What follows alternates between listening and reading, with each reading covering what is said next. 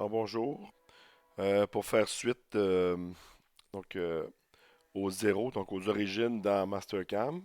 Alors, comme j'ai expliqué dans le PowerPoint, juste ici, euh, ici les origines, pour faire plusieurs pièces ensemble, on a plusieurs choix. Donc, mettons deux principales façons de faire. Sur la table de fraiseuse, ben, je peux mettre comme quatre étaux. Donc, un étau, deux étaux, trois et quatre étaux. Et c'est sûr que chacun de ces étaux-là vont avoir un zéro unique. Donc 0,1, 0,2, 3 et 4. Donc je vais pouvoir faire le zéro pour chacune de ces étaux-là. Donc ce qui va nous faire des G54, 55, 56, 57. Attention hein, sur nos vieilles DMC, donc les Heidenheim, ben c'est pas du Fanuc, donc c'est pas G54, mais P01, 1, P01, 2. Donc, c'est ça les zéros dans cette machine-là. Donc, c'est ça que j'ai expliqué ici en premier lieu. Et en deuxième lieu, ben, si on n'a pas quatre étaux, si on va faire quatre pièces pareilles, ben, probablement qu'on va avoir un gabarit avec un seul zéro.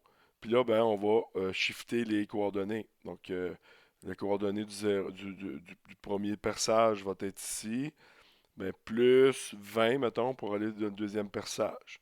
Donc, c'est quelque chose qui peut arriver. Donc, c'est un peu ça que j'ai expliqué.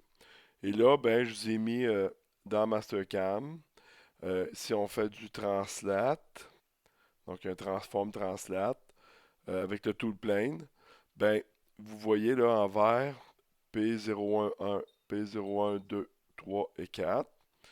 Puis c'est les mêmes coordonnées. Donc si j'agrandis ça ici, vous allez vous rendre compte que ça ici, c'est toujours les mêmes coordonnées. 8.55, 8.55, 8.55. Donc on shift le zéro, mais le perçage se fait de la même coordonnée. Mais c'est les zéros qui ont bougé. OK? Donc c'est ça qui est important de savoir. Donc c'est le même XY partout dans ce cas-là.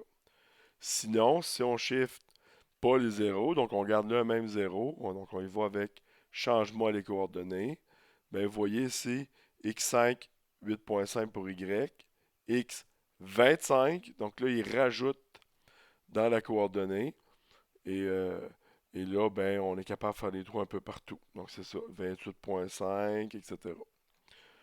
Donc il y a deux façons, fait que c'est les deux façons, dépendamment si on est dans un gabarit précis, on va lui donner les coordonnées des mouvements. Sinon, on fait différents zéros. Donc là, moi ici, là, j'ai marqué mes étaux semblables à ça. Fait que, ça peut être tout croche un peu, puis ça va fonctionner vraiment très bien. Donc dans Mastercam, il est ici Transform. Donc tout simplement l'utiliser de cette façon-là. Donc soit en tool plane, soit en coordonnées. Alors moi présentement, Transform, vous savez, là, donc il suffit ici là, d'appuyer sur ce bouton-là, Transform Toolpath. Donc, ça rouvre. Là, je vais offrir celui que j'ai déjà. Donc, qu'est-ce que je vais faire? Un translate, un rotate ou un miroir. Donc, quand je pèse là-dessus, ça change l'onglet. Donc, là, je parle de translate. Tool plane, coordonnées. Donc, c'est moi qui vais choisir la méthode. Donc, tool plane, ça va faire plusieurs zéros. Sinon, ça va faire simplement une coordonnée, donc un seul zéro. Euh, Ici, on peut choisir par opération order ou opération type, pardon.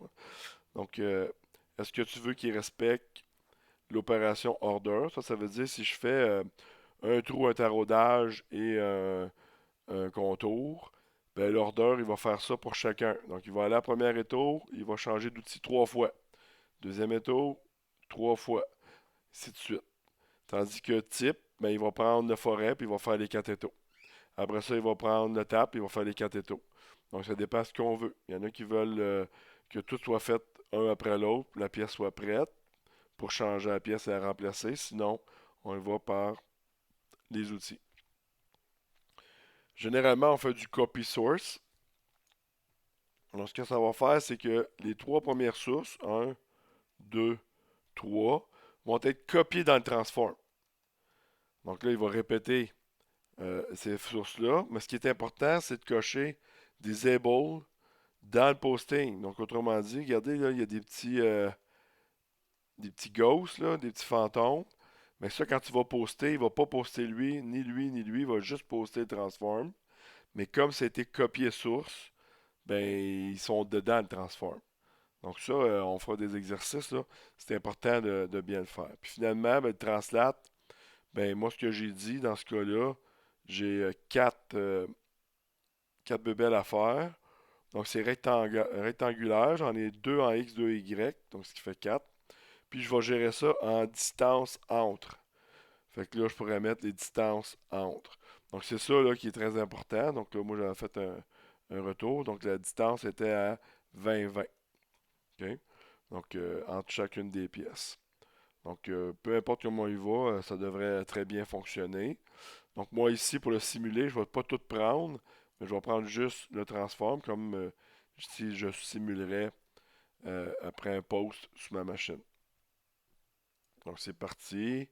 Donc vous voyez, il fait tous mes trucs avec le même outil. Il fait tous les autres trous avec l'autre outil. Et finalement, on va faire le contour. Donc à chacune des pièces. Donc c'est juste dans le posting qu'on va voir si c'est en tout le plane ou en coordonnées. Euh, je vous rappelle là, que c'est pas très cool. Ma configuration de Mastercam n'est pas très bonne. Donc fichier config. Je vais aller chercher ma configuration de base. Donc moi la mienne c'est Mastercam TGM YAS. Sinon vous pouvez aller sur G. Puis ici vous avez My Mastercam 2020 config. Pour en a mis une, ben il y en a deux là. Une en millimètre, une en pouce. Fait qu'en pouce. Donc si je dis OK, ben là c'est un peu plus visible. Puis pour tourner, ben il faut que je pèse sur le bouton de souris Shift. Sinon, le bouton de souris c'est un pan. Puis si je pousse ou je tire sur mon bouton de souris, ben ça pousse ou tire mon dessin. Donc comme dans Inventor. Donc ça, rappelez-vous, dans configuration, on a ces options-là. Euh, Quand je poste, donc si je fais G1, ben est-ce que c'est l'éditeur Mastercam ou le Notepad qui rouvre? Ben ça, rappelez-vous aussi que dans configuration, tchoup, dans Start and Exit, ici, ben moi j'ai mis Notepad au lieu de Mastercam. Pourquoi? Parce que ça rouvre plus rapidement, tout simplement. Puis, c'est ça. Pour le pan, c'est dans Screen View. Donc, bouton de la souris pan. Donc, au lieu de rotate. Donc, c'est ce qui fait que vous pouvez utiliser. Ça ne sera pas long. Je suis en VPN. Donc, tirer ou pousser. Tout simplement. Alors là, si je fais G1, donc en faisant G1, OK. Ben là, ouvrir. Voilà, moi je le fais ouvrir dans notre page, je trouve ça plus simple, puis ça rouvre plus vite. Vous remarquez qu'il ne m'a pas demandé un autre fichier, mais c'est en fait parce que j'ai été faire du overwrite et non pas du ask.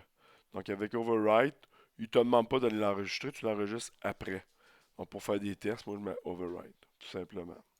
Bon, il y a tout d'autres choses à dire là-dessus, probablement. De toute façon, on va avoir d'autres exercices, mais ça vous donne une bonne idée, là, de comment jouer un peu avec des origines de Translate, là, donc de Transform Translate de notre Mastercam. Voilà, d'autres vidéos suivront. Merci.